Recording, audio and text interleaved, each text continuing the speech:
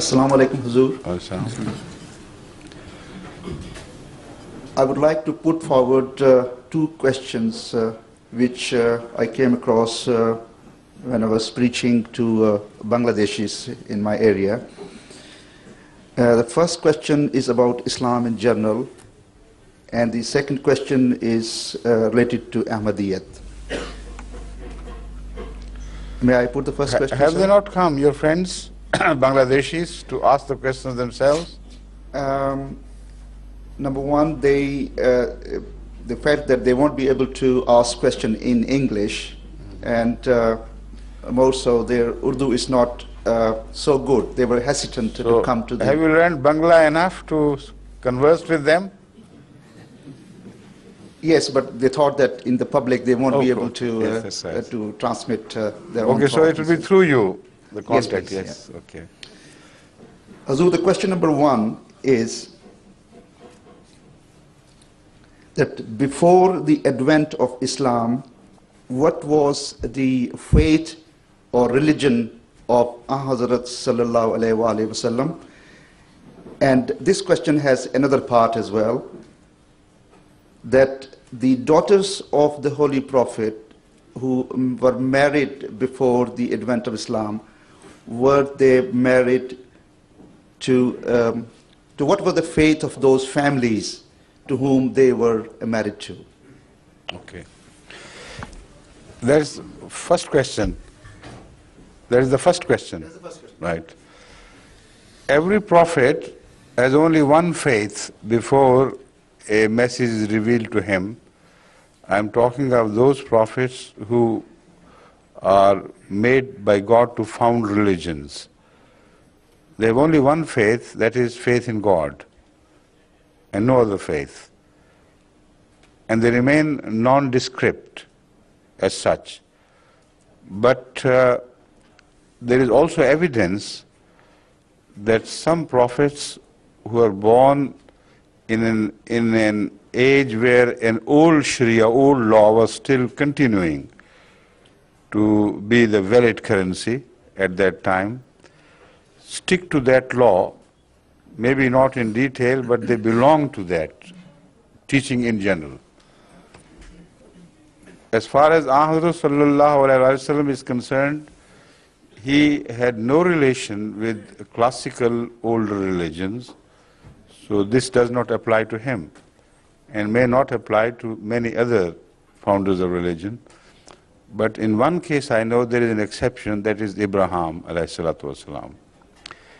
Hazrat Abraham, according to the Holy Quran, shared the last years of Noah's age of law, and he belonged to Noah's Sharia or Noah's law up to the age of around 50 years, when a new Sharia or a new law was revealed to him. But Hazrat Rasul Akram sallallahu alaihi wasallam, as long as he was not commissioned as prophet, belonged only to the faith in one and the only one God and in his love. He had faith in his love, he practiced love, and that was all the Sharia he had. But when he was made a prophet, then he followed the older Sharia of Moses, as long as there was no special new instruction to him regarding certain things. So when there was lack of new law, he habitually followed the older law despite the fact that he did not belong to that law. And as far as the marriage is concerned, marriage of his daughters, because there was no religion he adhered to except the one I have described, I am quite sure he must have tried to find noble people. That is all the religion he had at that time. But as far as their official belongings to certain faiths is concerned, that was not brought into consideration. Second part, please. Second question, please. Hazur, I would like to put the second question. It also has two parts.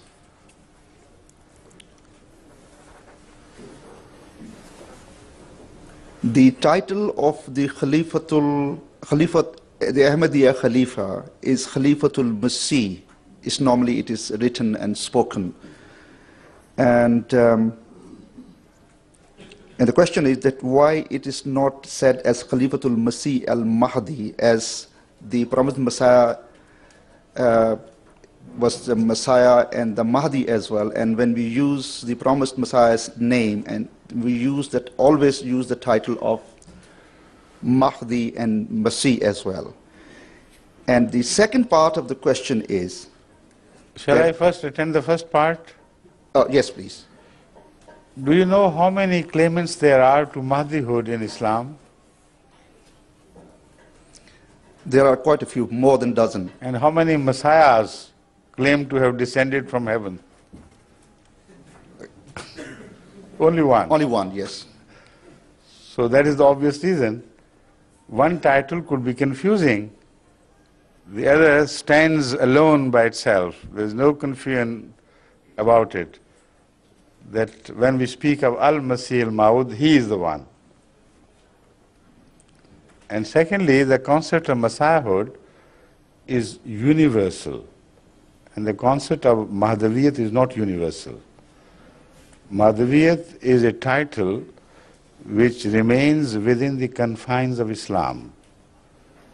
But Messiah is the title which attracts the interest and also answers to the hopes of great religions like Judaism, Christianity. And these three, Islam, Judaism and Christianity, if they join forces, the rest of the world doesn't mean anything, any longer. Wouldn't mean anything any longer. So a title was chosen which was of a much wider interest as far as the people outside of Islam are concerned. See? Jazakallah. Second part. Hazur, the second part of the question is that as we all believe that the Hazrat promised Messiah was the Messiah and Mahdi for the whole world.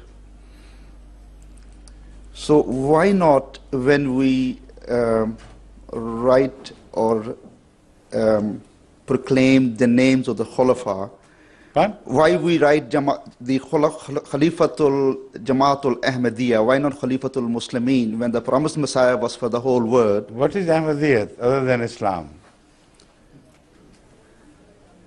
Yeah, I understand, but most of the new converts, they normally ask this question. If you understand, you make them understand as well. Yeah.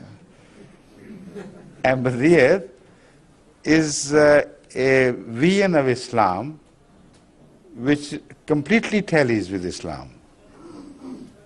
And why we insist on the title Ahmadiyya to be used has many reasons. Number one, it was the prophecy of Hazrat Muhammad Rasulullah sallallahu alaihi wasallam, as mentioned in the Holy Quran, that he would reappear in the latter days among a people who had not yet met the earlier people. Now, his reappearance was not to be personal, but it was a representative reappearance, we believe, and he was to represent particularly his title Ahmad. So when we speak of Ahmadiyyat, we do not speak of Hazrat Mirza Ghulam Ahmad at all. We speak of Hazrat Muhammad Rasulullah sallallahu alaihi wasallam, whose name and title was Ahmad, other than Muhammad. So it was the second phase of Ahmadiyyat, which was to cover the whole world. So in relation to that, Ahmadiyyat is exactly Islam and nothing but Islam. You understand? Jazakallah Hazur, it's very nicely explained. Thank you very much. Next, please. Is there a system of the person who has asked the question to return to his seat and relax there? Those should remain seated on these chairs who have yet to ask a question, and they should start moving forward. Hilmi Shafi Sahib? I think that chair is slightly beyond. You can come forward and pull the chair aside, and that's quite sufficient. Huh? Yes, please. अस्सलाम वालेकुम। मेरा एक सवाल है जनाब कि अल्लाह ताला के साथ आपका कोई ख़ास ताल्लुक़, इसका दावा, और अगर है तो इसकी नौइयत क्या होती है? किसी ज़ाती तजुर्बा का वाक़या इरशाद फरमाकर शहादत का मौका दें। The question, you can't address me in English? No, Right. Can you understand English well? it's not very much, but So how will you know the answer when you can't understand English? Because the medium for this session is fixed as English. This has been already decided. So when I answer you in English, how will you learn what I'm saying? But very briefly, I'll tell you, this is a question which is slightly embarrassing, because to discuss one's relationship with God as a personal distinction is not something which one does without embarrassment and humility. But officially, when I have to do that, I speak of that in my sermons and sometimes address the whole world with relation to that contact with God, and the proof which is already included in the vision or dream to which I refer. For instance, when Ziaul Haq became over nasty with Ahmadiyya, and I issued a challenge of Mubahala to him, particularly his name was the first on the list, and under him others as well. Some mullahs responded in different ways, but always tried to avoid a confrontation which could be considered as Mubahala by attaching very stupid and irreligious conditions. For instance, let's go to a minaret and jump out. Whoever is saved, he will be from God. You know, that sort of thing. Let's jump into fire and let's see. So in response to these things, I only said that why involve me? If you consider me to be a liar, why sacrifice me? You know you will be saved. So go ahead and jump.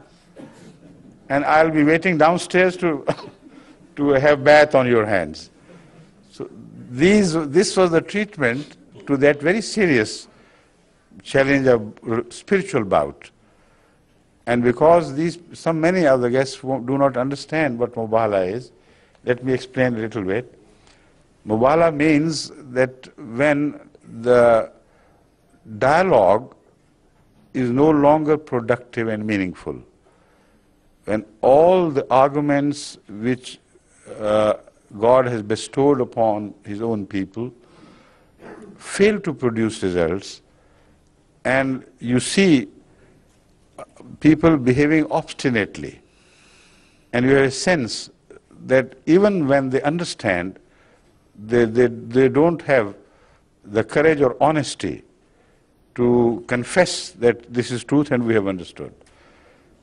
At such a stage, according to the Holy Quran, Hazrat Muhammad Rasulullah sallallahu alaihi wasallam was permitted to throw a challenge to his adversary by inviting them to a mubahala, that is a spiritual bout. Let us both pray to God and invite his wrath on the person who is willfully avoiding the truth, and invoking his curse on such a person. And blessing on the one, obviously, is the converse, that the blessing should also be bestowed upon the party which is right. Now, this is the mubahala which I threw as a challenge to Ziaul Haq and others of his sort who, under his shadow, crossed all limits of decency towards Ahmadiyya. They indulged in every sort of cruelty, filthy language, everything they knew could hurt. They used to hurt the Ahmadis and destroy Ahmadiyya. So in that challenge, I had particularly address Ziaul Haq because he was the leader. Now, it's not historically proved that all those such people are killed by God as a sign. If exceptionally, rarely things happen and the leader is singled out, then there should be enough sign for the rest to see and understand. So in the end, I addressed Ziaul Haq in one of my sermons. I said that you have not responded at all. The mullahs are responding, but in such an absurd fashion that obviously they're not taking it seriously. But you are the one who is the leader of all this movement. So if you think it is below your dignity to answer me, as a person of no significance to you and to your government, a person who you thought if he remained in our country, then we would teach him a lesson, you know, that sort of thing. You treat us like this, something to be trampled upon, not to be taken equally. So I think I mentioned that in my sermon, that I feel that this is your psychology. You think I'm too far below you to be taken seriously. All right then, if you accept the challenge, then go on persecuting Ahmadis with the same ferocity as you have been doing so far, and don't change it. And if you think that I'm right, then abstain from this further, and then Allah's wrath will not fall upon you. But if you continue in this behavior, then nothing can save you from the wrath of God. That will be a sign that you have accepted the challenge. Now, after a while, waiting for a while, I noticed that he increased his atrocities against Ahmadiyya, committing atrocities against Ahmadiyya.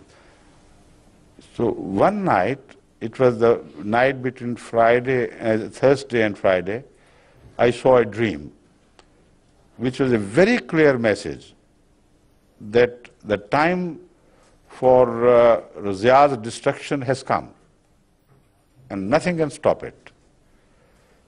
So the next day, during the Friday sermon, I mentioned that dream and said, it shows, this dream, that he has accepted the challenge by advancing in all his cruelties, etc., of prosecution of Ahmadis, and not retrieving his steps.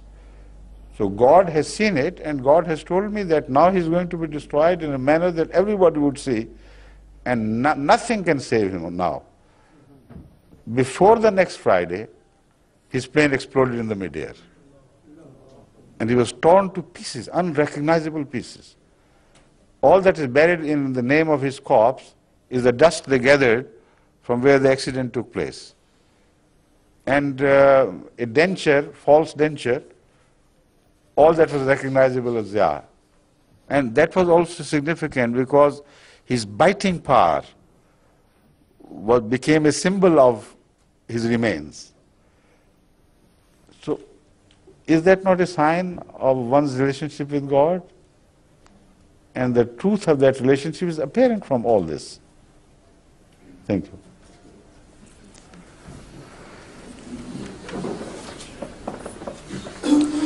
Assalamu alaikum.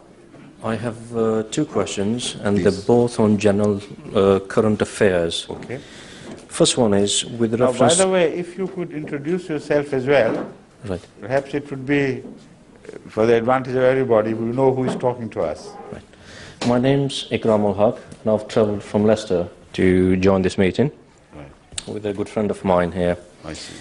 So coming back to the questions, the very first question I have is with reference to the current case that was in the High Court of Pakistan, Khalifatul Masih's case, Right. where the High Court of Pakistan's verdict was death penalty for blasphemy.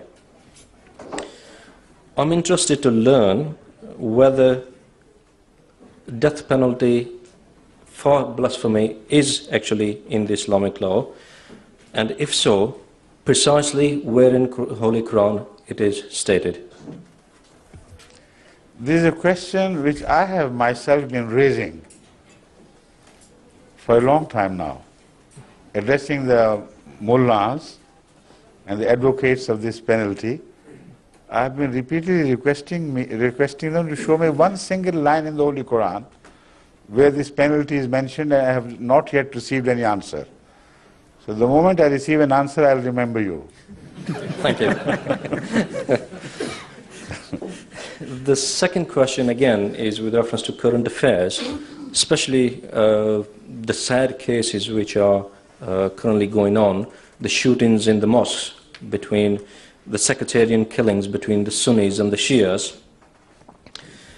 Would you please enlighten me to the root cause of such conflict and a possible opinion as to how peace and tranquility can be returned to the streets of Pakistan, which I'm sure is the wish of every Pakistani? You see, these two cases, apparently unrelated, are very deeply and strongly related cases. Yes. Something is happening to the Pakistanis which is reminiscent of their own misbehavior towards Ahmadiyya earlier. Death penalty was, in fact, made a law, I mean, it was legislated only for Ahmadis to keep them, make them as a target. And if Ahmadis had remained the only target, the world would not have taken any notice. And they did not. So many cases of 295, offense 295, offense under the Act 295, were registered against Ahmadis, and you know, in the case of Sahiwal, death penalty was passed on innocent people, but that was a different background. In relation to this, insult to the Holy Prophet, many Ahmadis have been rounded up, they have been imprisoned, and it was with great difficulty that we ultimately got their release with bond and things. But the world did not take any notice. When two Christians were hit ultimately, they were bound to be hit, suddenly the world aroused, the opinion aroused, and the commotion was created in the West. America got shaken up. All Europe awoke to the situation and started criticizing Pakistanis. Now this lack of interest in the principle, but this over-exaggerated interest in persons is not noticed only by Ahmadis, but by the Western media itself. It has been pointedly mentioned. I think Independent of England also mentioned the same fact. I have received cuttings from America in different magazines where they themselves have raised this question, that why this duality in our character? If it was just a matter of principle, then we should have raised our protest and lodged our strong protest with the government of Pakistan on when the first time the Ahmadis were implicated under this law. Nobody did, so God has a way of bringing forth the issue to which people close their eyes. In cases of mosques, many Ahmadi mosques were looted, demolished, razed to earth, and Ahmadis were imprisoned from the mosque only for the crime that they were celebrating Eid prayer or just enjoying the last Ashra of Ramadan. Nobody took notice. No Pakistani raised his voice in protest against this. What happens now is that so many Muslim mosques under one sect of Islam, that is Sunni or Shia or whatever it is, even in other sects, such cases have happened in case of other sects. In Peshawar or in Mardan, a mosque belonging to Ahl Hadith was once demolished, and people who were praying there were manhandled, etc. It all started from there. And the first mosque which met this treatment at the hands of the non-Ahmadi Muslims was in Mardan. So God's response started from there, and it started spreading everywhere in Pakistan. So if you yourself defile the sanctity of the places of worship, then if God does take interest in those against whom you have who have been committing crimes, He has His own way of punishment, and it becomes unsuppressible, or what you call it, unsuppressible. That's right. You can't do anything about it, and the things are going completely out of hand. Imagine the end of Ramadan, the last Ashra, which is a very, very special time in the year for Muslims, where they forget about all their enmities and hostilities to each other, their quarrels with each other, and dedicate entirely to the service of God, to the worship of God, and learn during that Ashra from Hazrat Muhammad Sallallahu Alaihi Wasallam to forgive where earlier they could not. To forgive and forget, to befriend others, to take all steps towards cementing stronger ties between Muslims and Muslims. This is, in essence, the teaching of Hazrat Muhammad Sallallahu Alaihi Wasallam. And these violations you referred to in Karachi, they were at the peak of their devilish activities during that last Ashra of Ramadan. And the mullahs have not taken any exception to that. They have not moved a muscle. You could not have heard any statement from the mullahs, because they themselves are, in fact, egging people on to such a course, and they are exciting them, they are haranguing them, doing all sorts of things in their power to make Muslims fight other Muslims and destroy other Muslims without any crime committed by those who are killed, who are made targets. The culprits are not made targets. It is the innocent public. People who go to the mosques. They are fired at and indiscriminately killed. And when people go to participate in their janazah prayer, those who participate in their janazah prayers, they are lined up and killed cold-bloodedly. Where is the voice of mullah? Does Islam approve this all wholeheartedly? And if a Christian is alleged to have said something which is derogatory to the noble person of Hazrat Muhammad Sallallahu Alaihi Wasallam, they say it's intolerable, Islam is being destroyed and Islam's honor is violated. And when they violated everything that Islam stands for, they don't move a muscle. So this shows the duality of the situation and hypocrisy in them. And all this has that background. So the final part of your question was, how can peace be restored to such a land which is so deeply and profoundly disturbed? The answer is, first of all, abstain from your ill attitude and criminal attitude towards Ahmadiyyat. Give them the right to live and right to spread what they consider to be the truth, and the peace will return. That's the only way. Because if you accept Ahmadiyyat as something which has equal rights with others, then the rights of all others are well covered. So start from here, and the rest will take care of itself. Right? Thank you. Thank you. अस्सलाम वालेकुम sir. Sir मेरा एक कोई सवाल है कि मुसलमाना नए नए फ़िरके पैदा हो रहे हैं, हर फ़िरका कहना है कि मैं सच्चा हूँ। His what? सर क्या फिरका क्या कहता है अपने आप को? मुसलमानों में जो फिरके पैदा हो रहे हैं। नए फिरके जी। हर रोज तकरीबन नए फिरके पैदा होते हैं।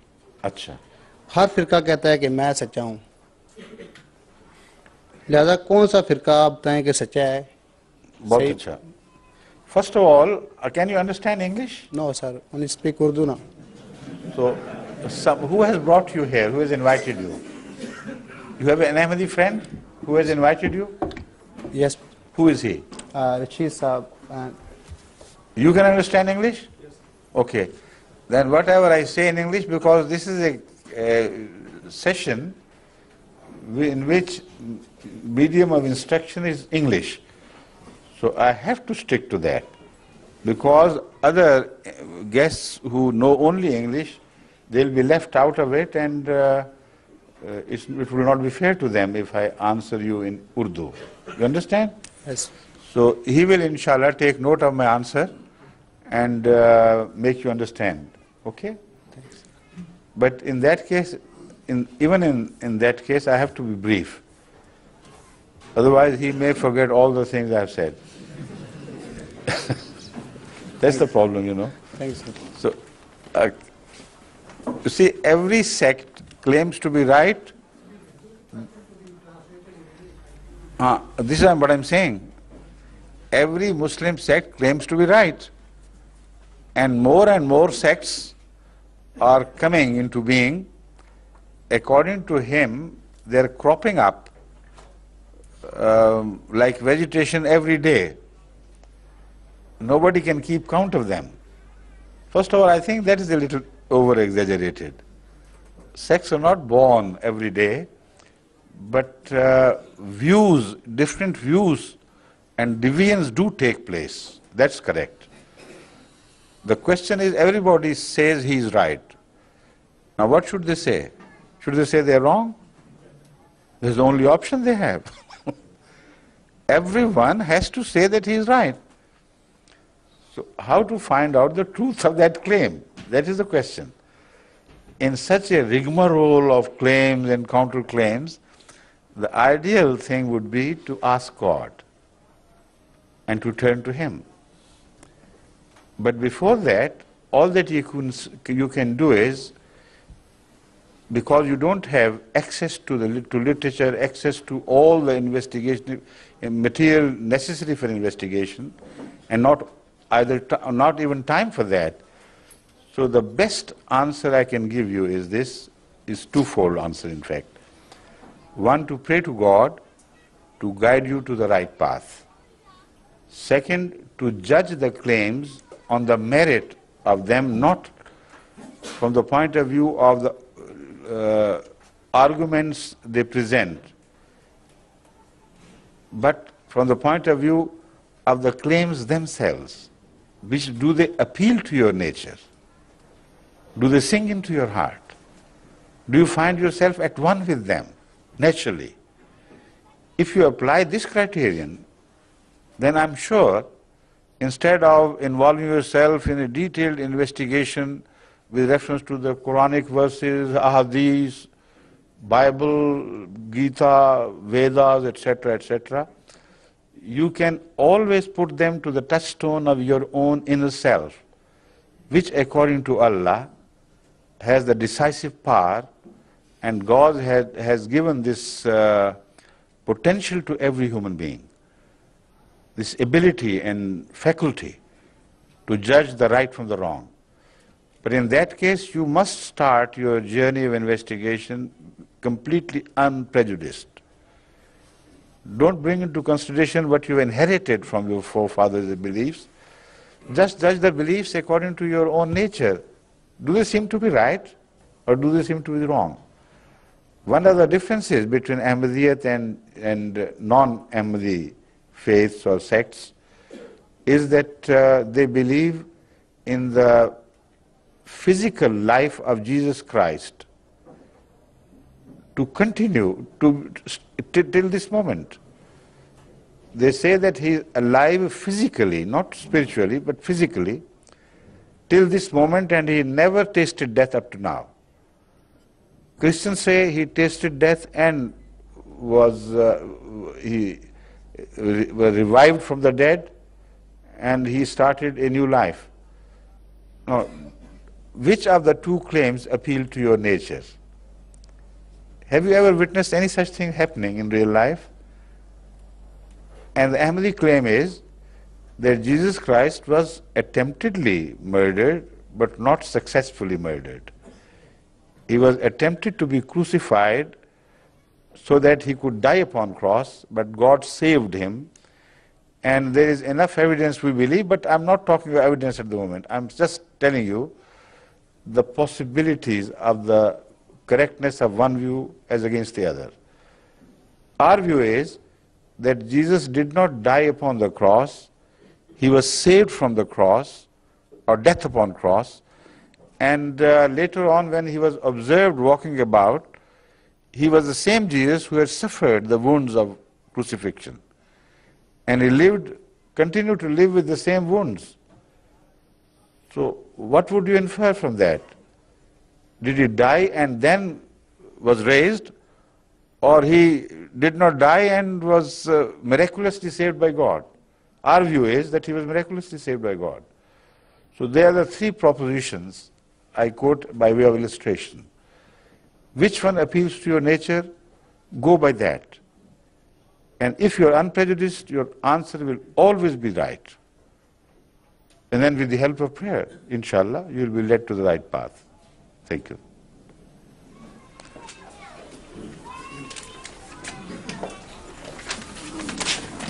Yes, please. Bismillah ar-Rahman ar-Rahim. Wa salatu wa salam.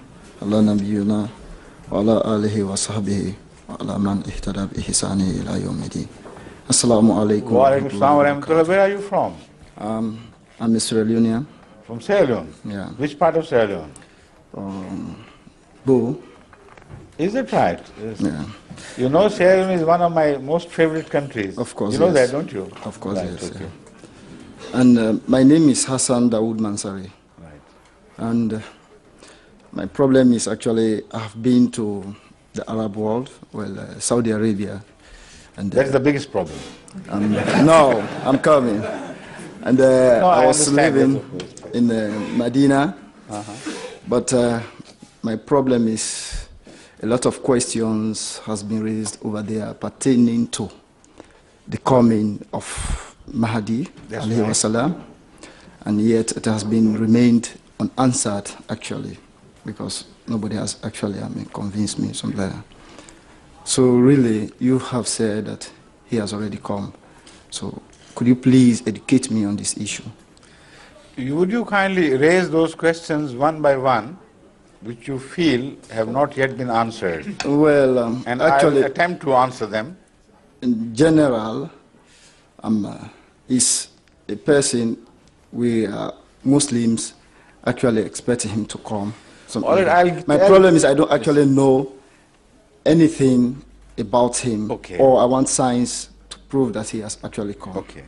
Thank you. You see, you can stand here for a while. You hear? I can tell you a very easy way of reaching the truth. There's so many claimants to Mahdihood in the past history in Islam, which claimed that they were Mahdis, and they also quoted some traditions of the Holy Prophet ﷺ, who apparently applied to them. So there's a lot of confusion in the history of those who claimed to be the rightful Mahdis. Very difficult for an ordinary person to investigate all the background and go to the books and study and counterclaims, etc. But one thing which generally is never pointed out by others, I have never read this thing pointed out by anyone before, is the fact that the ahadith, when they speak of Mahdi, they also speak of Messiah, who will descend during the lifetime of the Mahdi. And then they will begin a joint effort to conquer the world of religion for the sake of Islam. Is that right or wrong? Do you know that fact or not? No. Every time Hazrat Muhammad ﷺ speaks of the Mahdi to come, he speaks of him not sharing the age entirely exclusively for himself. There are other traditions which speak that during the time of the Mahdi, during his lifetime, Messiah would certainly descend, and they will both jointly launch a movement in favor of Islam. Correct? Now you understand? Yeah. Now show me one Messiah in the lifetime of any Mahdi who made a claim before. Can you even show me one claim by a so-called Mahdi that, look here, I was the Mahdi, so according to the traditions, this Messiah has descended? Have you ever come across such a claim? No. So they are all not worthy of attention. And this claim could not have been fulfilled or realized because they all believed that the Messiah who is mentioned in these traditions is the same old Messiah who happened to be the Messiah of Moses. And they also claimed that he was not yet dead. So for them to make a claim to Mahdiviyyat is so easy. They say, we are Mahdi, okay. But it was impossible for them to have the Isa brought from heaven down to earth when he had never ascended. So they did not know this, that according to the Quran, Jesus never ascended to heaven bodily, but he only ascended spiritually. If this secret had been revealed to them, then there would be very great confusion indeed. Then everybody would claim to be the Mahdi as well as the Messiah. He said the Messiah to come is spiritual. So in that case, these two titles can combine in one person. So some people ask me, why was it that only Hazrat Masih Maud in the entire history of Islam was revealed this secret by God, that Messiah is dead and a new person in his image is to be born? The answer is that if it were a common known fact to all the previous people, every claimant to the Mahdihood would have invented a Messiah also. So they were kept away from this, so that the truth of one single Messiah is singled out as shines without any doubtful claimant to share that glory. So Hazrat Masih Maud al-Islam is the only person who claimed to be the Mahdi, who claimed to be the Messiah, and proved both these things with reference to many signs.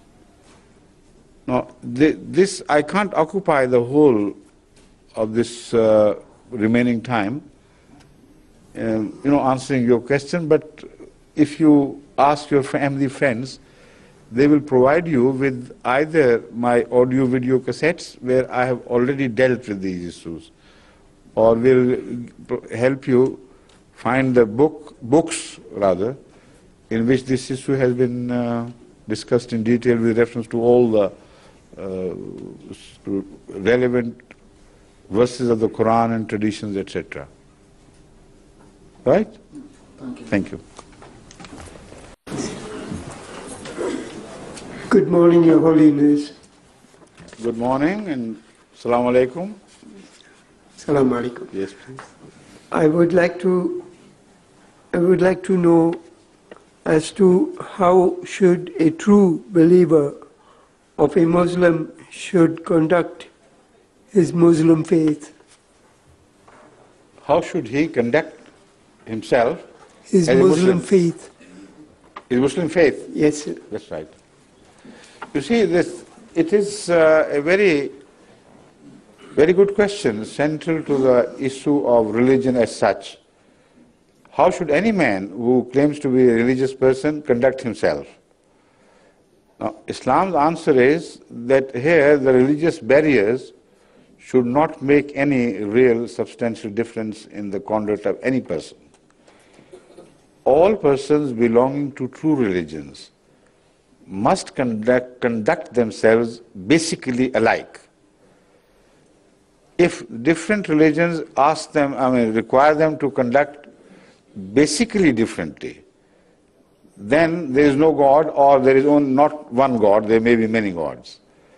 So this is the fundamental principle which has been discussed in the Holy Quran in various verses, and the outcome is this, that all those who believe in one God and belong to any religion must conduct themselves ideally in these two areas. In their relation to God, they should be totally dedicated and pure, without any ulterior motives, without any motives of display of their piety or things. Their relationship with God must be entirely pure and entirely dedicated to Him, and should not be carried out with any other motives along with it. There is a very clear description in the Holy Quran about this relationship. And the relationship with the entire mankind should be as that of love and care and concern. No element of hatred is permitted to enter that relationship. So there are two types of tawheed. That is the concept of unity of God. There are two test cases whereby you can judge and determine whether the claimant to the unity of God is true or not. One with reference to God. If in his worship, if in relationship with Him, there is a small element of other factors, then this is not the unity of God that you believe in. Then that is calling partners with Allah. If in relation to His creation, you have an element of hatred, revenge, or hard feelings towards His creation, under any name, then that also goes against the unity of God. Because He is the creator, and no discrimination should be made between one of His creations and the other of His creations, particularly when you reach the age of man. So these are the two fundamental principles under which a Muslim should conduct his way of life. And even Christians and Jews and all others should do the same. Thank you. Thank you. Thank you, Your Holiness. Thank you very much.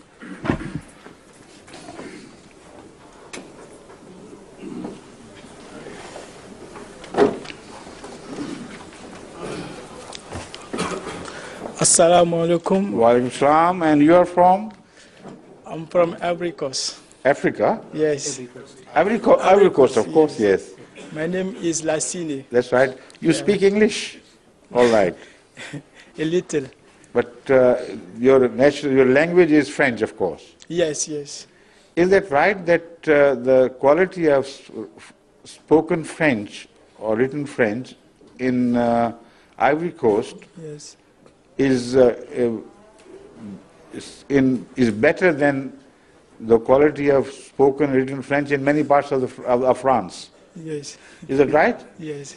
They say they speak purer French Yes. than most people of France do. Okay. So please. Okay, as you know, my language is French, but I will try to speak English to make clear some you of speak my- very well, Marshal. Not very well. Thank you. As you know, I'm from Ivory Coast, where Muslims are suffering from government policy. But I know Islam is a reality, and I believe. But when I look throughout the world,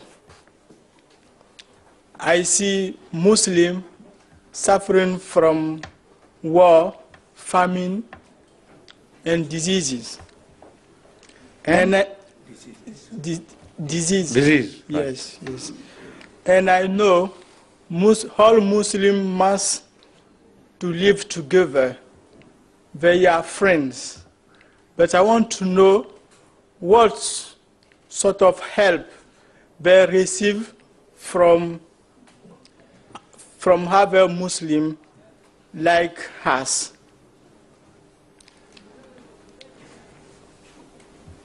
Do you include Ahmadis in this question? Yes.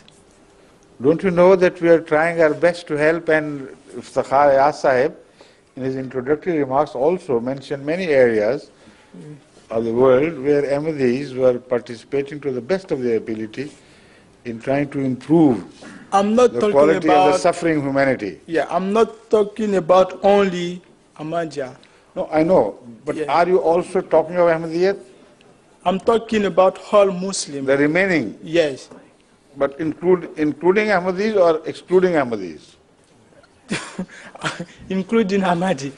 For Ahmadis, the answer has already been given. Okay. Iftikhar Sahib, okay, gave the answer, didn't he, in his introductory remarks, that this is what we're doing.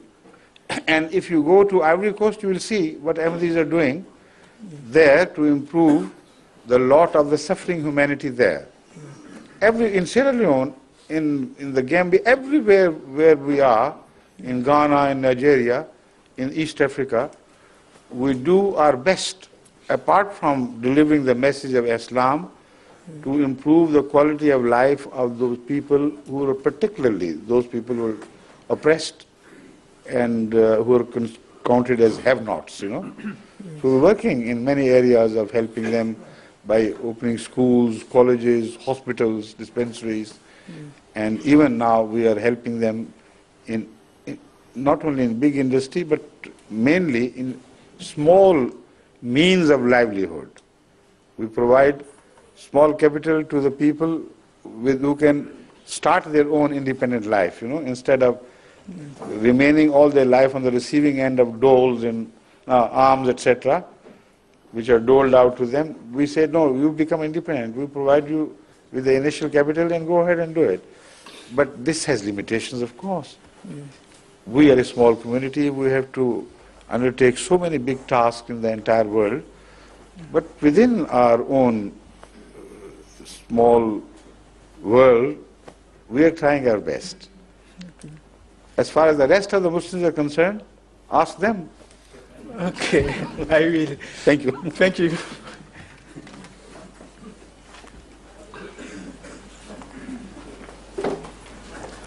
Assalamu alaikum. Wa alaikum assalam wa rahmatullah. And you're also from Sierra Leone. So I know that.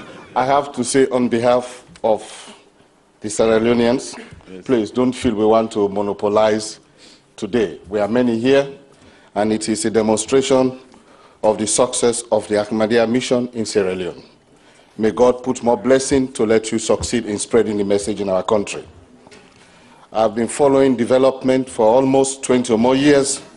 Fortunately, I've traveled very, very widely within Africa, where we've been able to be exposed to the different versions of Islam. As my colleague from Côte d'Ivoire mentioned, maybe there was a technical difficulty in translating the support he's asking for. But I managed to understand a little bit of French. I think I have been privileged to find out in East Africa, in Southern Africa, in West Africa, where the threat to the successful spread of Ahmadiyya is very, very strong. Because you have taken an approach of formalizing the spread of Islam, which is against the other version of Islam, which is being spread with the guns and with moral corruption, that poses a threat. Even in my little country of Sierra Leone, those who have been there know exactly the competition, which is getting very, very intense to win the heart and mind of the people. But fortunately, the Ahmadiyyas have taken an approach through formal education, through your other social and economic activities, to convince the average Sierra Leoneans that you can win the hearts and minds of people without the gun. You can win the hearts and minds of people by making them be independent, by making them be self-respectable, by making them be productive. I hope you continue with that. Now, do you also realize that this is being transmitted live to Sierra Leone? I'm very much appreciative of that, because what I'm coming to talk to you about... Many people in Sierra Leone would watch you with pleasure and some with a bit uneasiness. Well, I'm very, very happy, because one person who will be very much appreciative that I stand here talking to you today is one person who introduced me to Ahmadiyya, who was at one time made the foreign minister, but he was only there for a short while. That is Dr. M.L. Kamara. That's right, yes. He's a relative, he's a friend, and he represents all what Ahmadiyya stands for in Sierra Leone, the moral uprightness. You know what is going on in our country today, the last 5 years? It's a very unfortunate situation. Before I go into that, let me thank you for the support you gave to our people during this celebration of the Eid. We heard what contribution you made to our people to let them at least come out of the sound of gun, respectable, to follow the Eid celebration after fasting by providing food and other amenities for them. On behalf of all Sierra Leoneans, we thank you very much for that. May God increase the bounty where it comes from. We want to appeal to you. The situation in that country, especially the Ahmadiyya mission, through your blessing, is very worrying. People are dying, people are displaced. We just don't know where to start from. We just don't know who will come and help us, relieve us from this curse which has been imposed on us. I have been fortunate to be in East Africa. I have seen where the spread of Islam by the gun is taking control. I've been to some parts of South Africa where I've seen the spread of Islam through the gun is taking control. I was in Uganda last April when one prominent Islamic foreign minister has the audacity to tell all of us standing there that the liberation of Africa can only be achieved through the process which he has gone through in his own country. Right. And that is no other person but Veliati. I have to challenge Veliati. We don't need guns in Africa. We need machete to brush the field to plant. We don't need rocket-propelled grenade in Africa. We need tractors to farm. But please, if this is the message you want to bring in, you can go back and tell your mullahs they will never succeed, because we will take them on until the end of the continent of Africa. We need peace. We have suffered too much. And that is why I came here today, and I must be grateful to my Ahmadi friends who brought me here. I enjoyed it in Islamabad last Friday, one of the happiest days in my life. Alhamdulillah. I was so pleased, I was so happy. I went home, I slept. The next morning I came to tell one of my friends, I said, don't give me any present anymore. You have given me the best present. Beautiful. Yes. And I must say, please, I appeal to you. I brought a prominent guest here today. A very, very prominent guest. And with his permission, I will introduce him. He's a High Court judge of Sierra Leone, Al-Haji Tajuddin.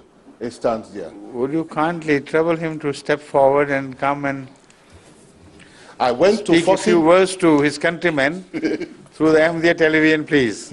You're most welcome. Assalamu alaikum. Thank you. Thank you very much. I went to talk to him on Friday. Just a short observation. Please come forward. A short observation, one light-hearted and the other is a bit more serious. You know, when this gentleman from Ivory Coast was addressing us in English while his language was French, he referred to Ivory Coast as Ivory Coast. And when you were speaking of Ivory Coast speaking in English, you said Côte d'Ivoire. Côte d'Ivoire. Is it out of courtesy for him? Yes, it's out of courtesy for him. Secondly, you thanked me for what the Ahmadiyyat is doing in Sierra Leone to alleviate the suffering of the people to the best of their ability. And you have been feeding the poor, and sometimes at large scale, in fact. My answer to that is in terms of an answer which the Holy Quran teaches us, which Allah, in fact, taught Hazrat Muhammad Rasulullah Sallallahu Alaihi Wasallam. He said, when you feed the poor, they say, thank you, Jazakallah, this and that. The answer to that should be, إِنَّمَا نُطْعِمُكُمْ لِوَجْهِ اللَّهِ لَا نُرِيدُ مِنْكُمْ جَزَاءً وَلَا شُكُورًا. We feed you only for the sake of Allah. So please do not express any gratitude, because the one whom we want to please, he knows. And if we mix this with our own intentions of being responded to in terms of gratitude and this and that, then the relationship with God would suffer a little bit in accordance with the pleasure the gratitude gives us. That is the philosophy underneath. So my answer to that is, thank you so much for your kindness, but we have, whatever we are doing there is only for the sake of Allah, and no one owes us any gratitude. Allah bless you. Now please, Mr. My name is Abdul Salam Williams. No, I know, but your honorable guest's name. Assalamu alaikum. Wa alaikum. I'm Al-Hajj Justice Mukhtaru Ola Tajuddin. All right. Please come a bit closer to the microphone, yes. How long have you been here in England? Just about 2 months. Just 2 months? I was in New York for about 2 months. Right. Is it a short official visit or private visit? Well, it's a private visit. Right, okay. I've come to see my family and partly official. Right. You know. And so I must say I'm extremely moved by my brother here to bring me to this wonderful assembly, and I thoroughly enjoy it. I must say you are doing a damn good work in my country. I'm very, very much impressed. I've traveled extensively in Ceylon during the course of my job, and I think the Ahmadiyya movement, they're doing a wonderful job. Thank you so much. They've got schools, hospitals, clinics, and as you have said, they're really helping some of the indigenous people to start on their own. That's right. As far as small industries are concerned, right. Which I personally appreciate very much. Thank you so much. And I think it's a wonderful opportunity to be here today and to see in person. You're most welcome. Yeah, may God bless. This is the first contact, isn't it? Yeah. Between you and us. Yeah. But certainly not the last. I hope so. And may God bless you for your endeavors. Thank you very much. Now there is one little question raised by the first earlier speaker, that we should do whatever we can in other fields as well. Perhaps he meant by other fields the political situation, the war situation as it prevails, which seems merely a war of attrition, without any aim, without any end. So I must remind you, and Sierra Leoneans who are watching this program there as well, we have many dish antennas installed in Sierra Leone. Some have gone to the rebel areas, of course, but I hope they have not destroyed them, and they are also listening to us. Now the point is that this, I have tried to resolve the mystery, to solve the mystery of this war. This is a very mysterious war. It has its roots in foreign factors. It's not a localized affair. On this issue, I'm so certain that once a highly connected and highly respected and well-known politician of England, who accepted my invitation to dine with me, he was well versed with the affairs of Sierra Leone. And from his talk, I realized that most of the public opinion is misled by the same agencies which are responsible for all this. And he had an idea that Sierra Leone's situation is a localized country situation where the northern tribes, not Timonis, are in fact rebelling against the influence of Mendes from the south. And it is the Timini leadership which is doing this. So I told him it's absolutely wrong. There is no iota of truth in this.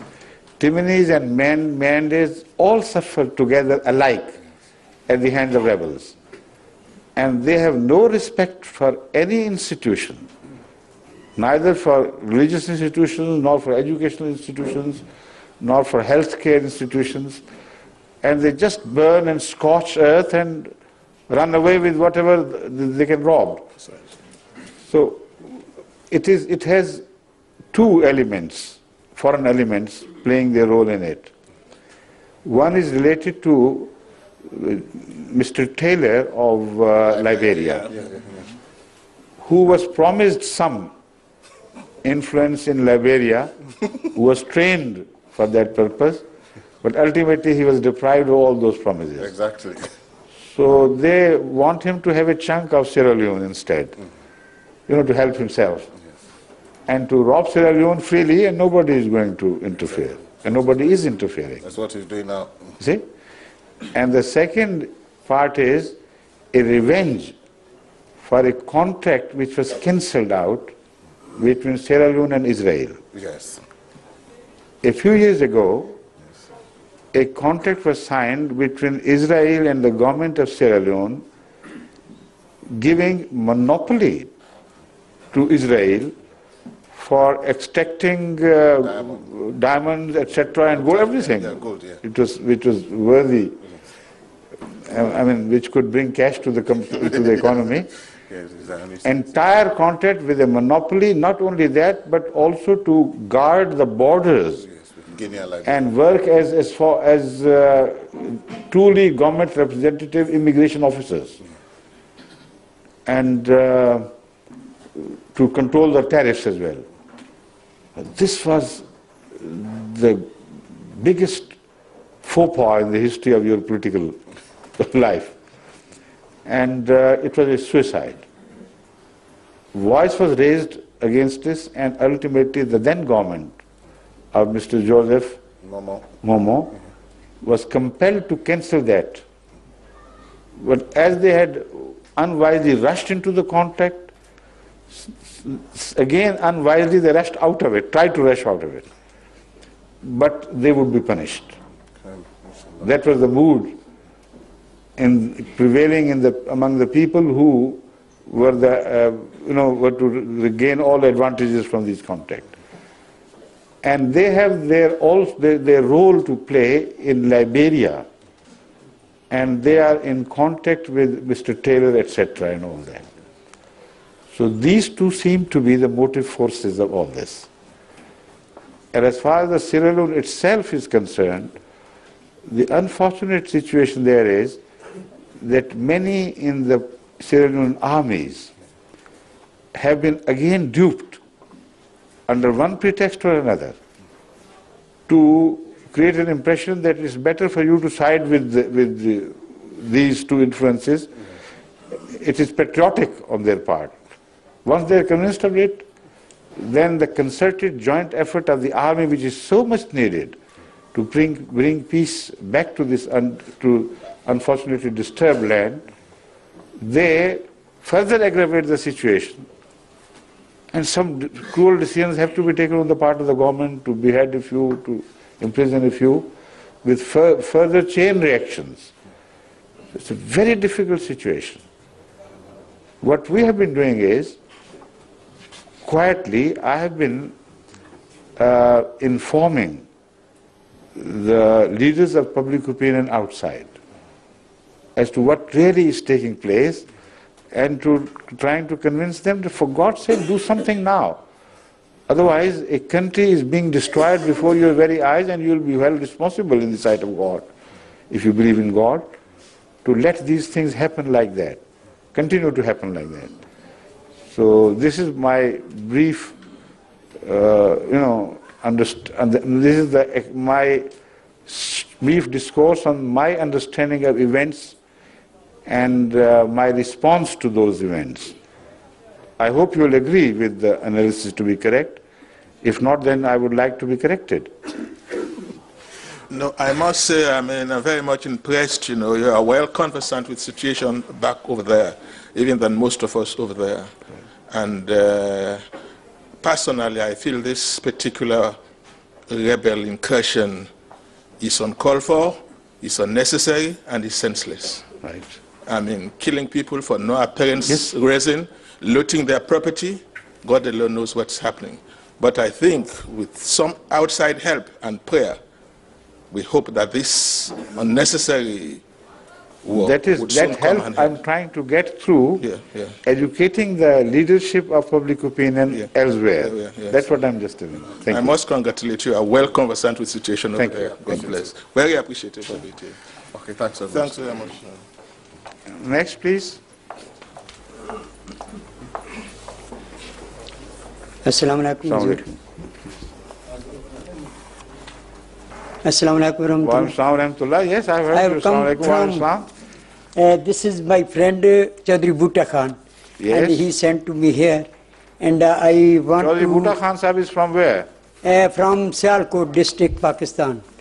And he's not, only he understands English, not speak English very well, just like me. But you can, man. Yes, but I will try.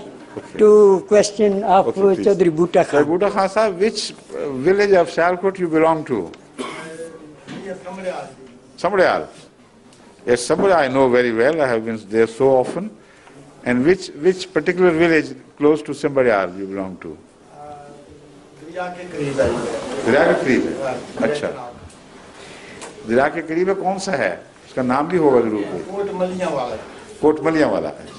उसमें मुहाजिराबाद हैं गुरदासपुर के? नहीं. हाँ, local हैं? Local है. अच्छा. उस तरफ अमूमन मुहाजिर आके आबाद हुए थे डिस्ट्रिक्ट गुरदासपुर से. बादों ने अपनी छोटी बस्तियां भी बना ली थी. You don't belong to those people. You are old Sialkoti. Now the question is this, that by Holy Quran and by Hadith, all Muslims are brothers, just like born one mother stomach. And now in these days in Pakistan, we are seeing that one Muslim is the enemy of the other Muslims. Right. And now when we see here, then he says that this country and the Christians are brotherly to each other. Yes, right. And also very lovely, love with all human. Right. This is the teaching of Islam, and we are day by day going out of the circle of Islam. Right. What is this cause and what is the medicine of this disease? I think, I mean that what is the ilaj, not homeopathic, but by Allah. You see, I tell you, yes. When the best medicine does not work upon them, yeah, there is a divine medicine, homeopathic will fail, yeah. Even if tried. Thank you. You see, Chaudhry Bhutta Khan Sahib, you have only one of the two options. Either believe in the Holy Quran, the truth of the Holy Quran, or believe in the truth of these people. If the Holy Quran is true, then they are not Muslims. Right? And if they are Muslims, then the Holy Quran is not right. And the Holy Prophet is not right either. Because the understanding of a Muslim is mentioned in the Holy Quran as ikhwa. And the Holy Prophet ﷺ is also repeatedly mentioned it in so many ways. So what you see and observe with your own eyes is a complete negation of what the Holy Quran claims and what Hazrat Muhammad ﷺ admonishes. So if they are Muslims, the only inference we can draw is that the Holy Quran is wrong and the Holy Prophet is also wrong. If they are right, and which they, of course they are right, then they are not Muslims. Right or wrong? Tell me. Am I right or wrong? मैंने ठीक कहा है या गलत कहा है? अच्छा फिर मैं समझा दूँ बाद में कुछ और ही ना ये समझा दें मैं समझा दूँगा जी मैं समझा दूँगा नहीं तुसी कैसे मैं उन्हीं आंधी अंग्रेजी ने उन्होंने आंधी है he is confusing this let me take leave for a while मैं आपको उर्दू में समझाता हूँ आपने जो बात बयान की है वो बात दुरुस्त है इसी तरह हो रहा है पाकिस्तान में और दूसरे मुल्कों में भी कि मुसलमान से लड़ रहा है एक दूसरे के खून का प्यासा और ये भी बिल्कुल दुरुस्त फरमाया है कि कुरान करीम में और रसूल अकरम सल्लल्लाहु अलैहि वसल्लम के इरशादात में मुसलमान की ये तस्वीर मिलती है कि एक मुसलमान दूसरे मुसलमान का भाई है और ऐसा भाई जैसे सगे माँ के जाए हों मैंने इसके जवाब में ये अर्ज किया है कि अब आपके लिए एक ही रास्ता है दोनों में से एक इख्तियार करने का दो रास्तों में से या कुरान को सच्चा समझें अगर कुरान को सच्चा समझेंगे तो ये सारे जो कहते हैं मुसलमान हैं झूठे हैं क्योंकि कुरान की तारीफ इन पे सादिक ही नहीं आ रही इसलिए लाजिमन इनका दावा झूठा ये मुसलमान नहीं है और अगर इनको सच्चा समझें कि ये मुसलमान है तो फिर कुरान नाउज़ुबिल्लाह झूठा बनता है फिर इस्लाम की ये तारीफ ही नहीं है दुरुस्त कहा है ना मैंने उसके बरक्स ये सारे मुत्तफिक हैं जो खुद आपके बयान के मुताबिक मुसलमान ही नहीं साबित होते ये सारे मुत्तफिक हैं कि अहमदी गैर मुस्लिम है, और अहमदी एक दूसरे से वही ताल्लुक रखते हैं जो कुरान ने मुसलमान का बयान फरमाया है, एक दूसरे के भाई मोहब्बत के रिश्तों में बंधे हुए, दूसरों से ताल्लुकात, दूसरी कौमों की खिदमत करने वाले। तो आपका तस्वुर में जो कुरान का तस्वुर आपके जहन में है, कौन मुसलमान बनता है? वो लोग जिनका आपने जिक्र फरमाया या जिनका मैं जिक्र कर रहा हूँ? वो नहीं ना बनते। तो फिर एक ही रह गए, अगर हम भी नहीं तो फिर कोई भी मुसलमान नहीं बनता। जिंदगी में कई मुल्कों में मौका मिला जाने का, चीन, जापान, इंडिया, माशाअल्लाह, ईरान, ये जो बात मैं कही है ना, ये मुसलमानों में नहीं और सब लोगों में है। ठीक है, मगर और सब लोग जो हैं उनके अंदर ये बात इसलिए नहीं है कि वो उनके मजहब ने पैदा की है, मजहब से हटकर है। उसकी वजूहात इंसानी कदरें हैं, तहजीब है, तमद्दुन है, अक्ल की बातें हैं। तो मुसलमान वो कौम है जिसको सबसे आला दर्जे पर इस मुकाम पर होना चाहिए था। इसका मतलब ये है कि उन्होंने कुरान भी छोड़ा, हदीस भी छोड़ी, अक्ल से भी गए, आम इंसानी कदरों से भी गए। ये तस्वीर बन रही है। इनका ऐसी बातें दिखाना मजहब के लिहाज से इनके सच्चे होने की दलील नहीं, क्योंकि अपने ही मजहब की दूसरी बातों पर ये अमल नहीं कर रहा है। बेहयाई है, बदकिरदारी है और हजार किस्म की बातें हैं। इसलिए ये यकीनन साबित होता है कि ये मजहब की वजह से नहीं, ये एक एवोल्यूशन हुई है मिजाज की, अखलाक की, उसके नतीजे में ही हुआ है।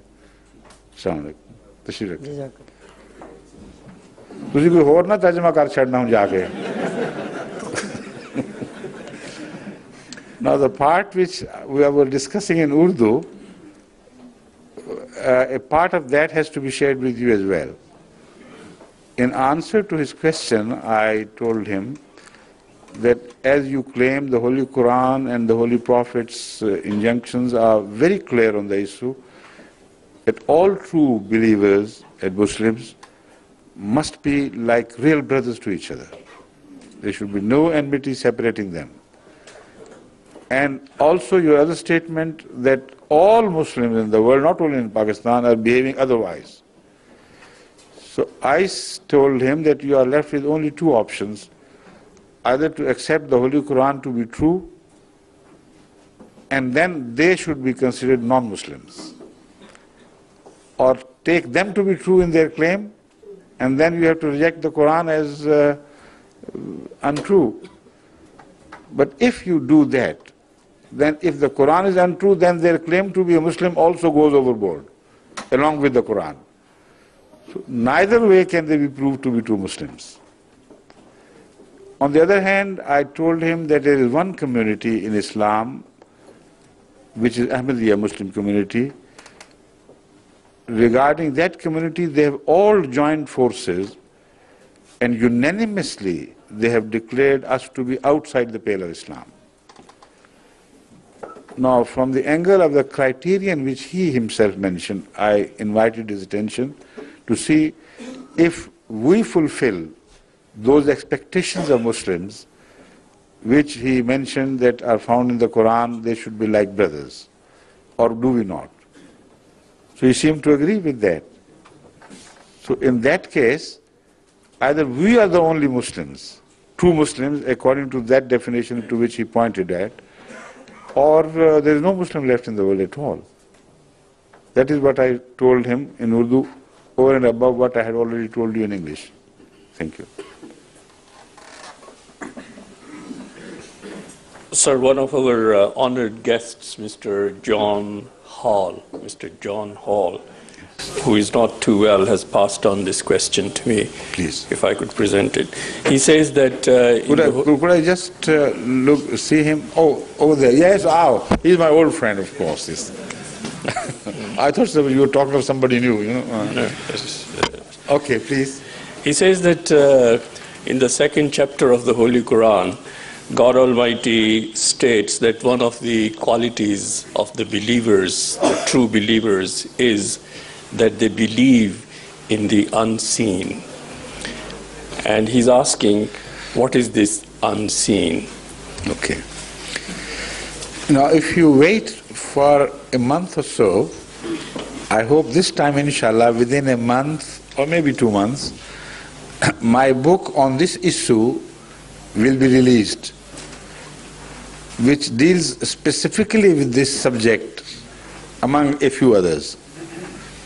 And that is a lecture which I delivered at the University of Zurich concerning rationality, knowledge, revelation and truth, their interrelationship.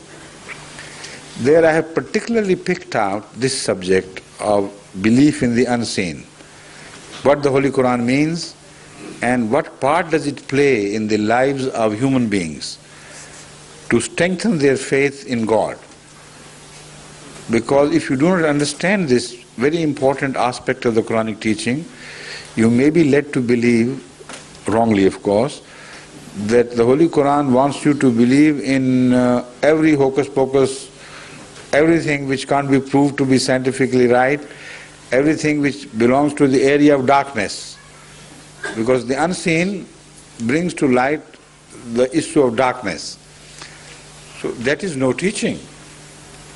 It must have some other meaning, it must have some other purpose.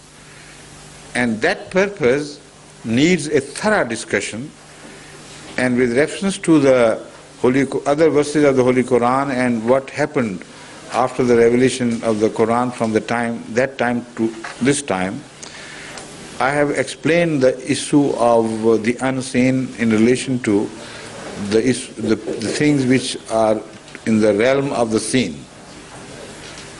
So I hope you would like to, I hope if you read that book, all your queries, I hope, will be answered in that.